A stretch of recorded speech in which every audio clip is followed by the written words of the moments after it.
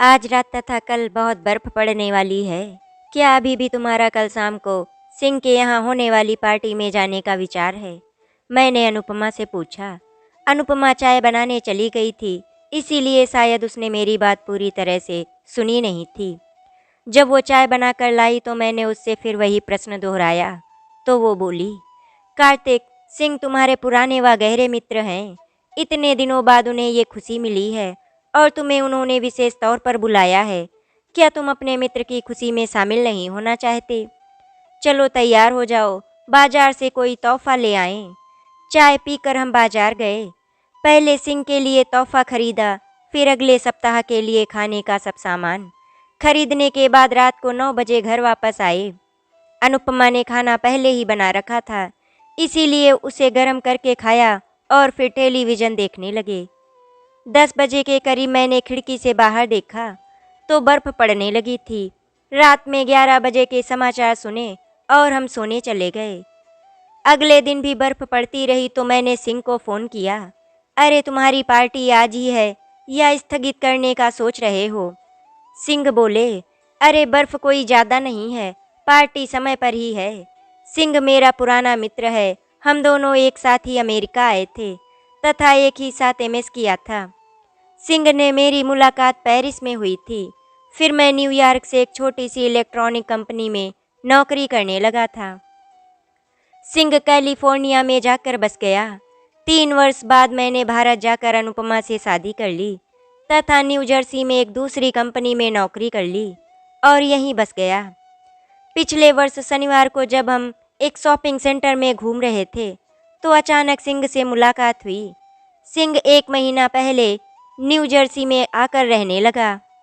उसने अब तक शादी नहीं की थी। वो अब अक्सर शनिवार रविवार को हमारे घर आने लगा। अनुपमा सिंह से जब भी शादी करने को कहती तो उसका जवाब होता, भाभी जी कोई लड़की पसंद ही नहीं आती। अनुपमा जब उससे उसकी पसंद के बारे में पूछती तो उसका जवाब होता, मुझे बहुत सुंदर व आधुनिक विचारों की पत्नी चाहिए। अनुपमा जब उससे आधुनिक की परिभाषा पूछती तो उसमें घंटों तक बहस होती रहती। सिंह का पूरा नाम राम सिंह है। अनुपमा ने उससे एक बार कहा, तुम लोगों को अपना पूरा नाम राम सिंह क्यों नहीं बताते? अचानक एक दिन सिंह का फ़ोन आया, कार्तिक, मैं दिल्ली से बोल रहा हूँ, 2 सप्ताह बाद मेरी शादी है। मैंने तुम्हें कार्ड भेज दिया है, हो सके तो अवश्य आना। मुझे उसकी बात पर यकीन नहीं हुआ तो उसके न्यू जर्सी के घर पर फ़ोन मिलाया, पर किसी ने नहीं उठाया। 2 दिनों बाद हमें सिंह का कार्ड मिला तो यकीन आया कि वास्तव में उसकी शादी होने जा रही है। शनिवार को दोपहर के 2 बजे के करीब सिंह ने घंटी बजाई तो मैंने दरवाज़ा खोला। बधाई हो सिंह, अफसोस है कि तुम्हारी शादी में हम शामिल नहीं हो सके। अनुपमा भी पीछे से आ गई और उससे बोली, तुमने हमें समय ही नहीं दिया, वरना हम तो अवश्य आते। सिंह बोला, घर में तो आने दो, बाद में ताने देते रहना। वो भीतर आ गया तो अनुपमा खाना परोसने लगी। खाना खाने के बाद हम लोग बैठकर बातें करने लगे। अनुपमा ने पूछा, कावेरी कब तक अमेरिका आएगी? देखो कागज वगैरह तो सारे भेज दिए हैं, शायद 2 महीने में आ जाए। कावेरी 1 महीने से पहले ही अमेरिका आ गई। तब उसी खुशी में पार्टी का आयोजन किया गया था। शाम को जब हम सिंह के घर पहुंचे तो हमसे पहले ही 2-3 परिवार वहां आ चुके थे। सिंह ने हमारा सबसे परिचय कराया। अनुपमा बोली, सिंह तुमने सबसे परिचय करा दिया है या कोई बाकी है? भाभी जी, कावेरी ऊपर तैयार हो रही है, अभी आने ही वाली है। करीब आधा घंटे बाद कावेरी नीचे आई तो सिंह ने उसका सबसे परिचय कराया।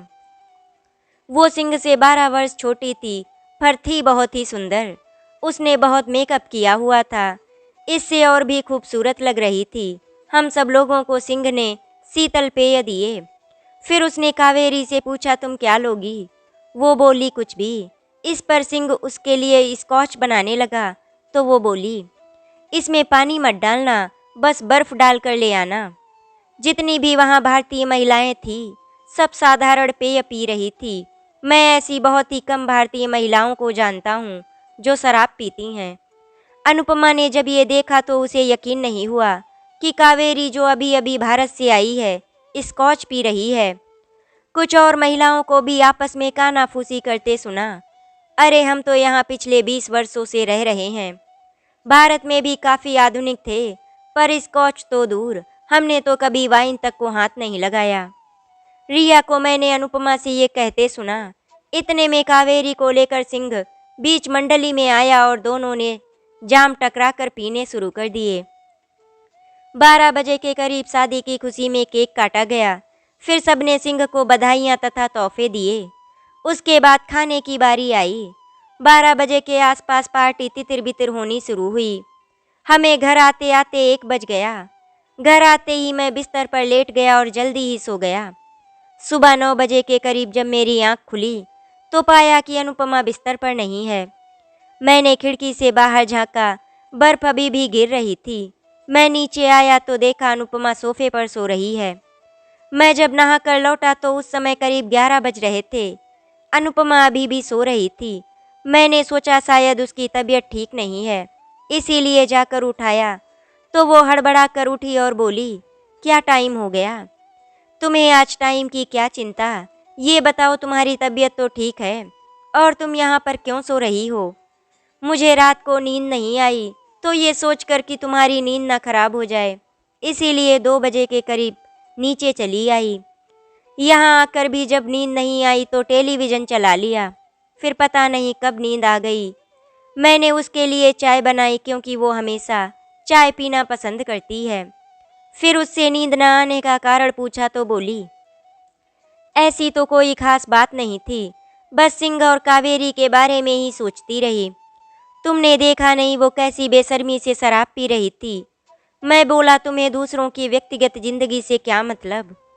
तो क्या सिंह कोई दूसरे हैं? वे तुम्हारे मित्र नहीं हैं। उसने जोर से ये बात कही। मैंने प्यार से कहा, मेरा मतलब ये नहीं था। शराब पीना या ना पीना सिंह और कावेरी का व्यक्तिगत मामला है, हमें उसमें नहीं पड़ना चाहिए। अनुपमा चाय पीकर बोली, मैं नहाने जा रही हूँ, तुम फायर प्लेस जला लो। आज बाहर तो कहीं नहीं जा सकते, इसीलिए बैठकर कोई हिंदी फिल्म देखेंगे।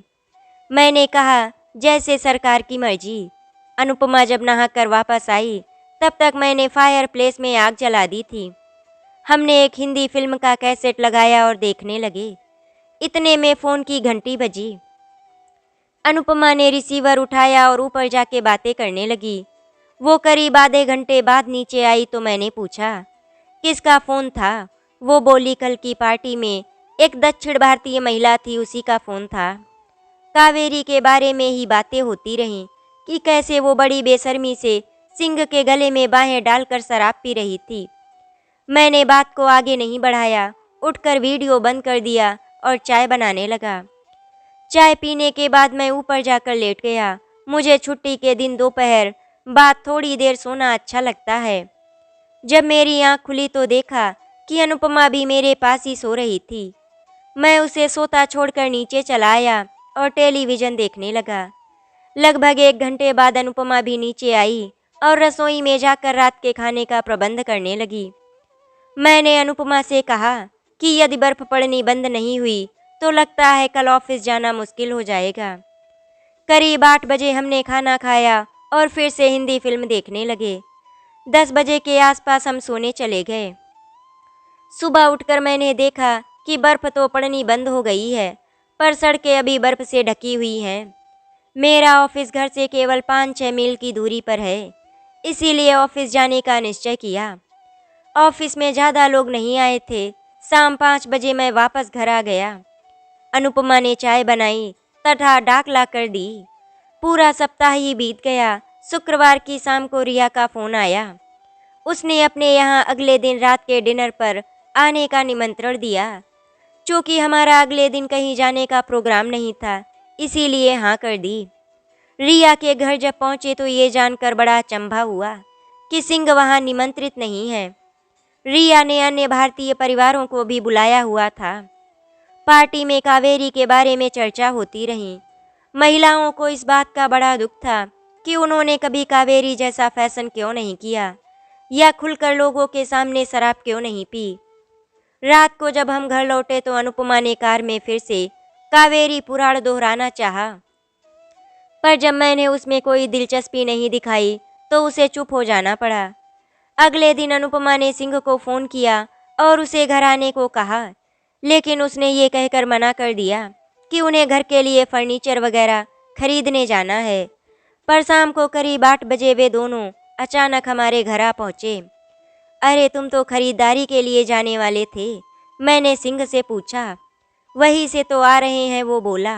उसने बाद में बताया कि फर्नीचर तो खरीद ही नहीं पाए क्योंकि कावेरी ने और सामान खरीदने में ही इतने पैसे लगा दिए। हमारे यहाँ वे लोग रात के खाने तक रुके और फिर घर चले गए। अनुपमा ने मुझे बाद में बताया कि सिंह ने अपनी पत्नी को $2000 की हीरे की अंगूठी दिलवाई है। उसकी असली शिकायत ये थी कि मैंने कभी हीरे की अंगूठी खरीद कर उसे क्यों नहीं दी। उसने मुझे कई और ताने भी दिए। 3-4 महीने यूं ही गुजर गए। एक दिन ऑफिस में सिंह का फ़ोन आया कि वो मुझसे कुछ बात करना चाहता है। मैंने उसे शाम को घर आने को कहा तो बोला, नहीं, मैं केवल तुमसे एकांत में मिलना चाहता हूँ। मुझे जल्दी एक मीटिंग में जाना था, इसीलिए कहा, अच्छा ऑफिस के बाद पब्लिक लाइब्रेरी में मिलते हैं। वो इसके लिए राजी हो गया। मैंने अनुपमा को फ़ोन कर दिया कि शाम को ज़रा देर से आऊँगा। शाम को मैं जब लाइब्रेरी में पहुँचा तो सिंह वहाँ पहले से ही बैठा था। इधर उधर की बातें करने के बाद उसने मुझसे $5000 उधार मांगे। वो मुझसे कुछ ज़्यादा ही कमाता था और काफ़ी समय से नौकरी भी कर रहा था। उसने अभी तक घर भी नहीं खरीदा था, किराए के फ्लैट में ही रहता था। भारत भी उसने कभी पैसे भेजे नहीं थे क्योंकि उसके घर वाले बहुत समृद्ध थे। मैंने पूछा, तुम्हें पैसों की ऐसी क्या आवश्यकता आ पड़ी? क्या घर खरीदने जा रहे हो? वो बोला, नहीं यार, जब से कावेरी आई है तब से खर्च कुछ ज़्यादा ही बढ़ गया है। उसने 3-4 महीने में इतनी खरीदारी की है कि सारे पैसे खर्च हो गए। अब वो नई कार खरीदने को कह रही है, तो उसमें क्या बात है, किसी भी कार डीलर के पास चले जाओ, वो पैसे का प्रबंध करा देगा। वो बोला, अब तुमसे क्या छिपाऊं, मेरे करीब 10-12 हज़ार डॉलर का वैसे ही कर्जा है। ये सब जो खरीदा है सब उधार ही तो है। अब जब क्रेडिट कार्ड के बिल आ रहे हैं तो पता चल रहा है। मैंने आगे कहा, सिंह बुरा मत मानना, पर जब तुम्हारे पास इतने पैसे नहीं थे तो इतना सब खरीदने की क्या ज़रूरत थी? मेरी नई नई शादी हुई है और कावेरी आधुनिक विचारों की है। मैं चाहता हूँ कि उसे दुनिया भर की खुशियाँ दे दूँ, जो आज तक किसी पति ने अपनी पत्नी को नहीं दी हो। उसने अजीब सा उत्तर दिया। मैंने सिंह को समझाना चाहा कि उसे अपनी जेब देखकर ही खर्च करना चाहिए और कुछ पैसा बुरे समय के लिए बचा कर रखना चाहिए, पर असफल ही रहा। अगले दिन मैंने सिंह को $5000 का चेक दे दिया। घर से पिताजी का पत्र आया कि मेरी छोटी बहन मंजू का रिश्ता तय हो गया है तथा 1 महीने के बाद ही शादी है। घर में ये आखिरी शादी थी, इसीलिए हम दोनों ने भारत जाने का निश्चय किया और शादी से 2 दिन पहले भारत पहुंच गए। 5-6 वर्ष बाद भारत आए थे। सब कुछ बदला बदला सा लग रहा था। ऐसा लग रहा था कि भारत में लोगों के पास बहुत पैसा हो गया है। लोग पान खाने के लिए भी 100 रुपए का नोट बुनाते हैं। शादी में 1 सप्ताह ऐसे बीत गया कि समय का पता ही नहीं चला। शादी के बाद कुछ और दिन भारत में रहकर हम वापस अमेरिका लौटे। अगले दिन रविवार था। खूब डटकर थकान मिटाई। शाम को बाजार खाने का सामान लेने गए। सुपरमार्केट में अचानक रिया से मुलाकात हुई। मुझसे नमस्कार करने के बाद वो अनुपमा से बातें करने लगी। बातों बातों में पता लगा कि सिंह के हाल कुछ अच्छे नहीं हैं। मैंने घर जाकर सिंह को फ़ोन मिलाया तो वो बोला, अरे तुम कब आए? कल रात ही आए हैं, मैंने उत्तर दिया।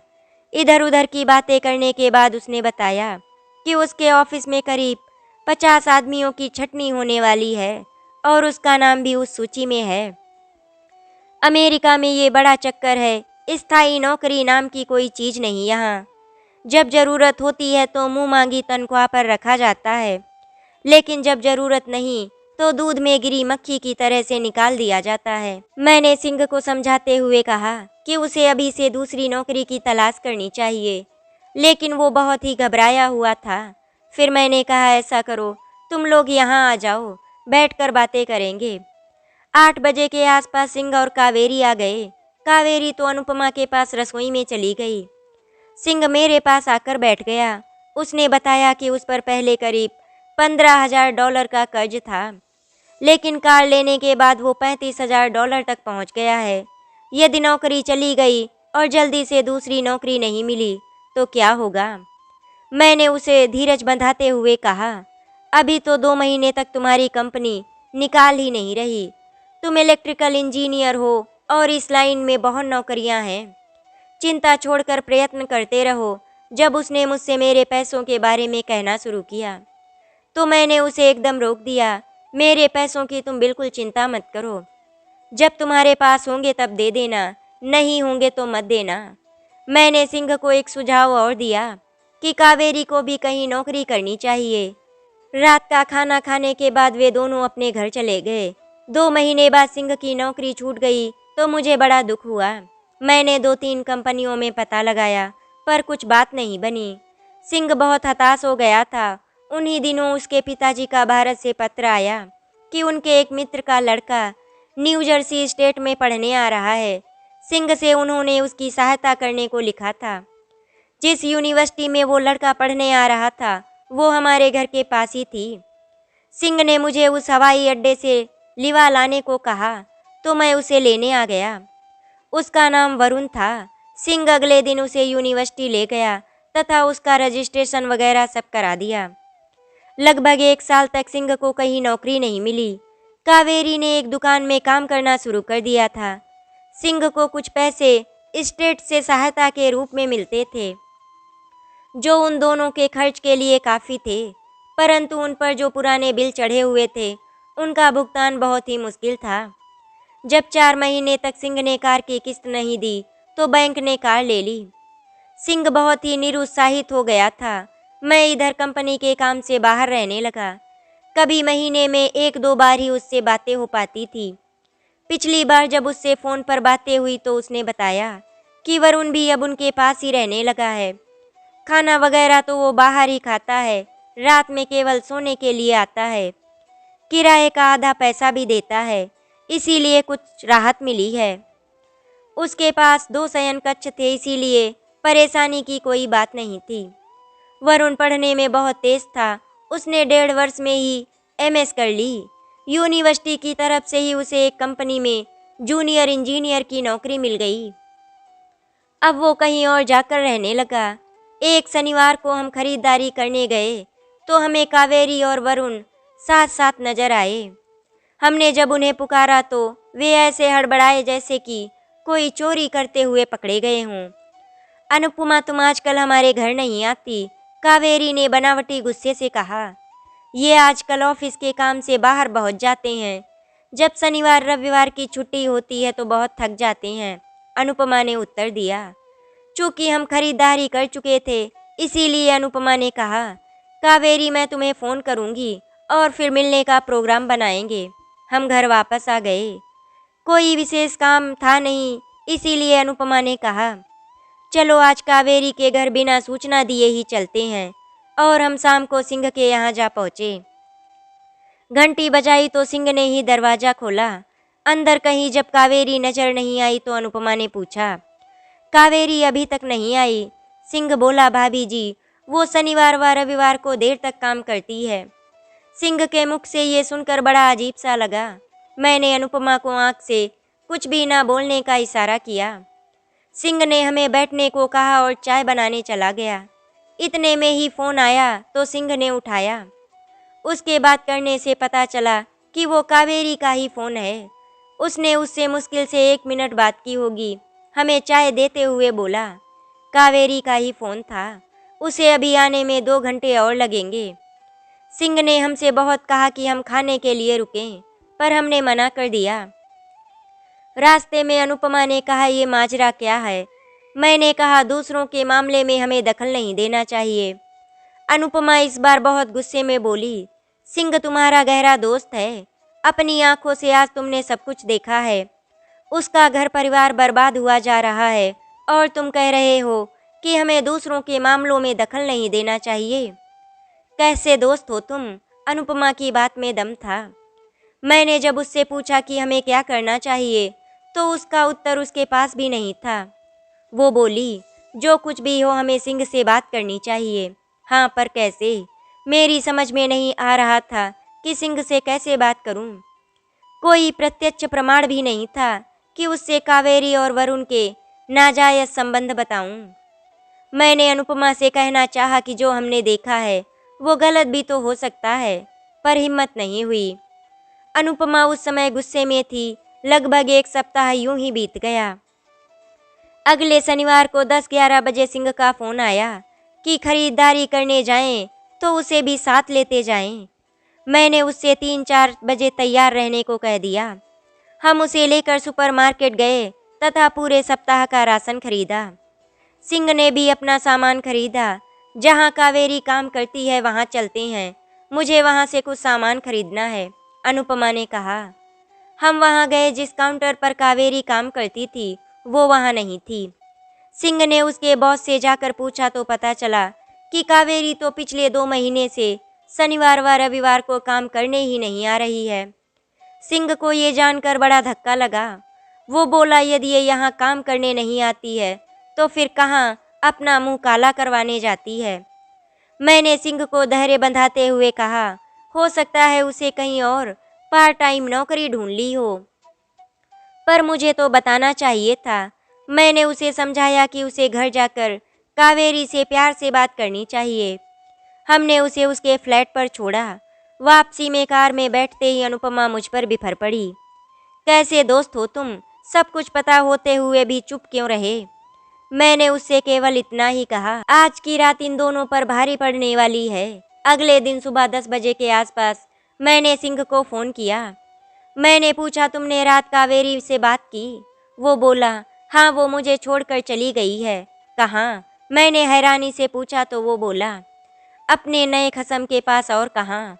सिंह, जरा शांत होकर बताओ। मैंने कहा तो वो बोला, मैं शांति से ही बात कर रहा हूँ। उसने मुझे तलाक देने का फैसला कर लिया है। वो वरुण के साथ नई शादी रचाएगी। ये तुम क्या कह रहे हो? मैं बिल्कुल सही कह रहा हूँ। जो उसने रात में मुझसे कहा था, सिंह बोलता ही रहा। जब रात को 10 बजे वो घर आई और मैंने उससे पूछा कि ये सब क्या हो रहा है, तो उसने बड़े सहज स्वर में कह दिया कि वो मुझ जैसे बेकार व निकम्मे आदमी के साथ नहीं रह सकती। सिंह बोला, मैंने उसे फ़ोन किया था पर वो बात करने को ही तैयार नहीं। वरुण ने भी साफ शब्दों में कह दिया कि अब मेरे और कावेरी के बीच में बात करने के लिए कुछ भी शेष नहीं बचा है और मैं उसके यहाँ फ़ोन नहीं करूँ। सिंह बहुत टूटा सा लग रहा था। मुझे उसकी हालत पर बहुत दुख हो रहा था, पर मैं कुछ भी नहीं कर पा रहा था। दोपहर में भोजन के समय मैंने उसे फ़ोन किया, यदि तुम्हें कुछ पैसों की ज़रूरत हो तो मांगने में संकोच नहीं करना। शाम को मैं उसे फिर अपने घर में ले आया तथा $1000 का चेक दे दिया। एक दिन वरुण व कावेरी दोनों सिंह की अनुपस्थिति में उसके फ्लैट से आए तथा फर्नीचर वगैरह सब उठाकर ले गए। सिंह के पास अब कुछ नहीं बचा था। 3-4 सप्ताह बाद सिंह के पास कावेरी के वकील से तलाक के कागज आए और उसने बिना किसी शर्त के उन पर हस्ताक्षर करके भेज दिए। चूंकि तलाक दोनों को स्वीकार था, इसीलिए कोर्ट में बिना देरी के उनका तलाक स्वीकार हो गया। ये सब इतनी जल्दी घटित हुआ कि विश्वास ही नहीं हुआ। अभी 1 सप्ताह ही बीता था कि एक दिन सिंह का मेरे पास ऑफिस में फ़ोन आया, कार्तिक, मुझे कल तुम्हारी कार चाहिए। क्यों?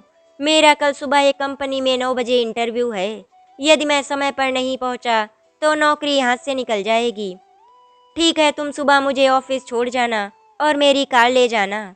मैंने उससे ये कह फ़ोन बंद कर दिया। अगले दिन वो मुझे ऑफिस छोड़कर मेरी कार ले गया तथा शाम को जब आया तो बोला, यार, तुम लोगों की मदद से नौकरी मिल गई। मैंने उसे बहुत बहुत बधाई दी। 1 महीने तक मैं उसे हर सुबह उसके नए ऑफिस में छोड़ा था।